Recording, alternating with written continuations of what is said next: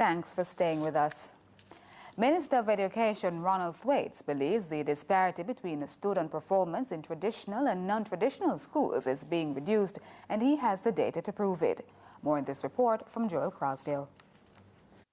Minister of Education Ronald Thwaites was the bearer of mixed news in a statement to the House of Representatives highlighting the performance of Jamaica students in the 2013 CSEC and CXCs. There was a 1% increase in the number of entries sat when compared to 2012, with the overall average pass rate increasing from 66.7% in 2012. 66.7% in 2012, yes, to 70.9%. However, in terms of the volume of CSEC subject passes per student, the minister noted a little over a quarter of the grade 11 cohort received 5 or more passes. In fact, Jamaican students featured prominently in the top 10 performance regionally at the CSEC level. Of particular note, Jamaican students obtained first and second places in core subject areas of English and mathematics, and Jamaica was awarded first place in 10 other subjects. The minister then switched to performances in technical and vocational subjects.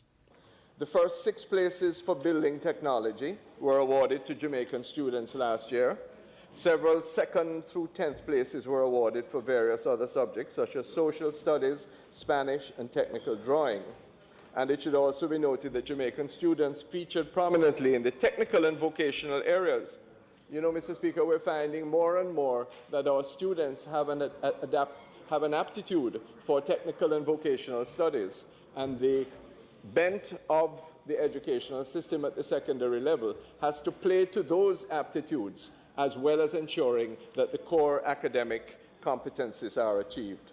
Overall, the new and upgraded schools had pass rates of over 70% in 11 technical vocational subjects. The minister described the results as instructive. 9 of the newer high schools had students in the top 10 performance of 7 technical and vocational subjects.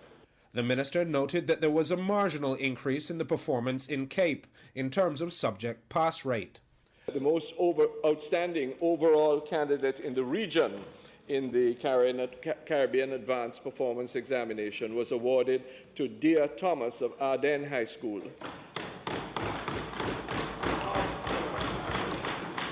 While Tassanique Henry of Hampton High School was awarded the most outstanding candidate in the humanities. The average pass rates in CAPE Unit 1 and 2 for Jamaican students from public schools was 91% and 92% respectively. Despite these apparent improved performances, the minister indicated that overall passes in English and mathematics remained inadequate, at 40% and 23% respectively. Joel Crosgill, CVM News. Opposition leader Andrew Holness has emphasized that the opposition completely rejects the stance taken by the PNP administration in the selection of one of the commissioners for the pending Tivoli inquiry. The matter resulted in a walkout of Parliament by opposition members yesterday. The opposition has raised questions about apparent bias on the part of attorney Velma Hilton based on comments she made in a previous commission of inquiry concerning West Kingston.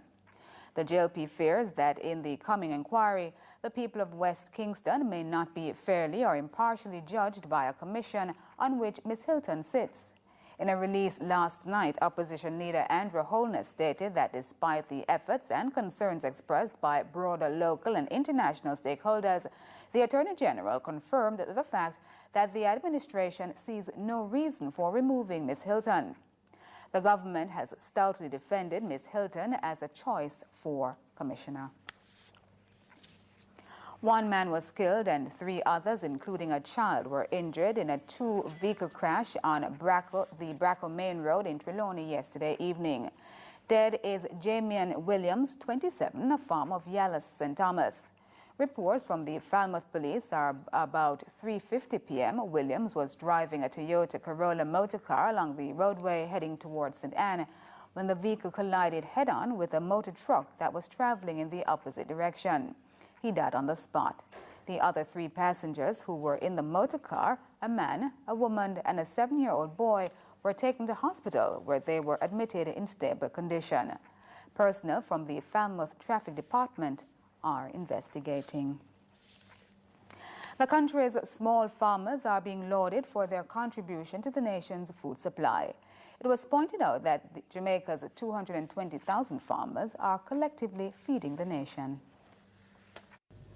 As subsector within agriculture, the domestic sector has been performing consistently for many years. Considered one of the most consistent parts of the agriculture spectrum, small farmers with their domestic crops are said to be generating growth. According to Permanent Secretary in the Ministry, Donovan Stanbury, the domestic sector contributed significantly to the 14% growth in the sector last year. For this reason, Mr. Stanbury feels that close attention should be paid to these farmers who he believes are unfairly criticized as being too traditional and not willing to adapt. He explained that a clear example of farmers' flexibility is the decision by the government to expand in turmeric and ginger production. That ginger expansion, ladies and gentlemen, has been a phenomenal success. In the last 3 years, we have almost tripled the production of ginger in just 3 years. So much so now. So much so, because success has its own problems, you know. Success has its own challenges. So much so now that we're having challenges just to keep pace, just to pick up the ginger from your production.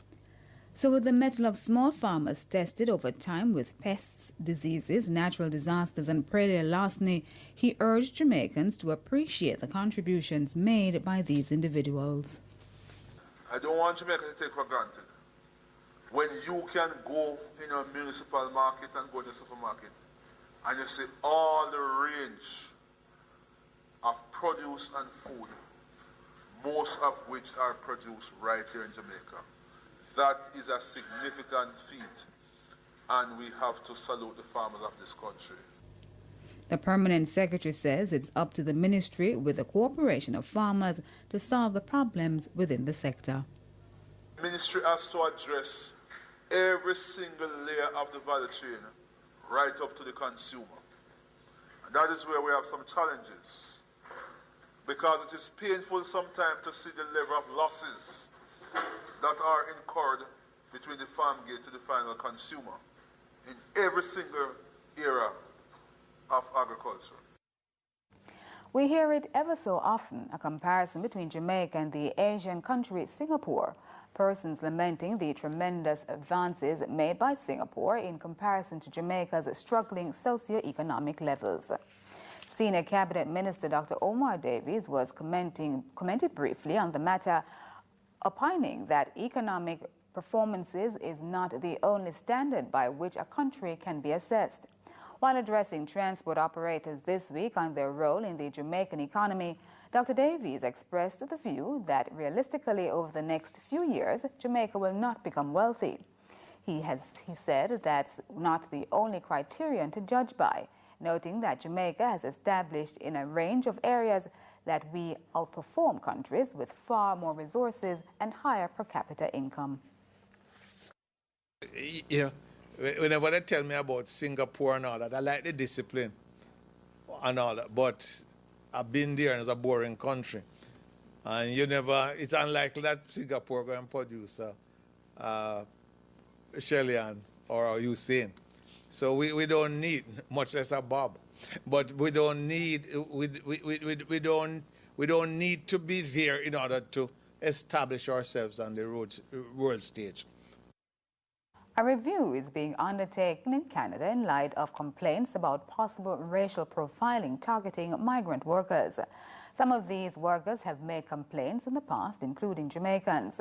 The Office of the Independent Police Review Director in Canada is conducting a review of certain practices of the Ontario Provincial Police. The practices involve obtaining voluntary DNA samples from specific groups of people during criminal investigations.